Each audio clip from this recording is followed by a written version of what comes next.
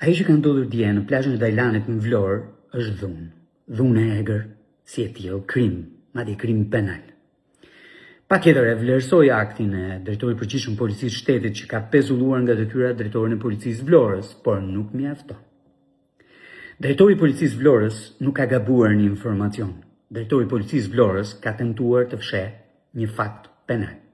Rrëmbimin e një personi nga persona të tjerë atje, pra një protestues nga persona të tjerë, në sy të policisë, në krah të policisë, ta heqjen zvarr, dhunimin, goditjen dhe dërgimin diku atje më tan.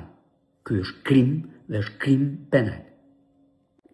Në plazhin e Dajlanit ishte njoftuar policia për një tubim, protest të banorëve, të mjedisorëve, të organizatave që i kanë mbledhur ata atje.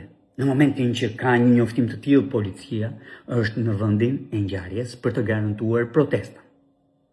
Ka ndodhur një gjë më e rëndë, policia ka pranuar që në atë vendngjarje të ketë njerëz me maska, pas një shenjë dalluese, individualizuese dhe mbajtëse përgjegjësie pastaj.